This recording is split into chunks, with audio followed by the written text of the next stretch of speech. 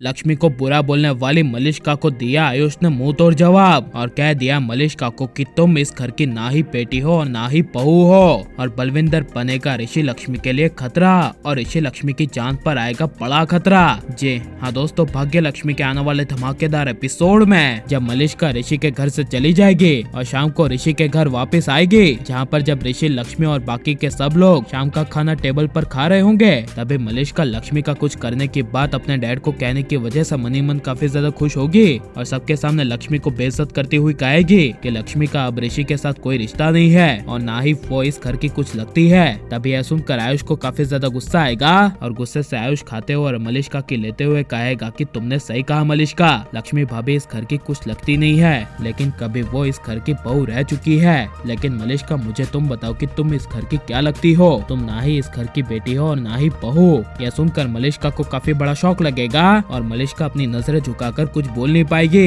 लेकिन तभी करिश्मा बुआ आयुष को चुप कराने की कोशिश करेगी और कहेगी जस्ट शट अप आयुष, तुम इस तरह मलिष्का से बात नहीं कर सकते। तभी आयुष कहेगा मैंने क्या गलत कहा है, लक्ष्मी भाभी के बारे में जो कुछ भी मलिष्का बोलती रहे वो चलेगा, लेकिन मलिष्का खुद क्या चीज है इसके बारे में बोले तो नहीं चलेगा। यह सुनकर करिश्मा बुआ कुछ बोल नहीं पाएगी, लेकिन मलिष्का इमोशनल नाटक करते हुए करिश्मा बुआ को कहेगी रहने दीजिए बुआ, आयुष ने सच ही तो कहा है, मैं इस घर की कहाँ कुछ लगती हूँ, मैं ना ही इस घर की बेटी हूँ और ना ही बहू। यह सुनकर जब नीलम इमोशनल हो रही होगी तभी आयुष अचानक से ताली बजाने लगेगा और मलिष्का को कहेगा वाह मलिष्का, क्या ऑस्कर अवार्ड वाली एक्टिंग की है, सिर्फ तुम्हारी एक्टिंग देख के नीलम मामी और मेरी माँ ही इमोशनल हुई है। यह सुनकर गुस्से से मलिष्का मुंह मोड़कर चली जाएगी। लेकिन जब रात को ऋषि लक्ष्मी के साथ सोएगा और लक्ष्मी कहीं भाग ना जाए, ऐसे लक्ष्मी को पता ना चले, ऐसे रात को ऋषि लक्ष्मी के पैरों में रस्सी बांध देगा और खुद भी अपने पैरों में रस्सी बांध देगा। तभी रात को अचानक से लक्ष्मी को वॉशरूम जाने के लिए लक्ष्मी की आंखें खुलेगी, जहाँ पर लक्ष्मी अपना बंधा हुआ पैर देखेगी और अपने साथ ऋषि के पैरों को भी बंधा हुआ देखेगी। तभी लक्ष्मी अपने पैरों से ऋषि का पैर जोर से खींचेगी, जिस वजह से ऋषि नींद में ही लक्ष्मी लक्ष्मी चिल्ला चिल्लाकर नीचे गिर जाएगा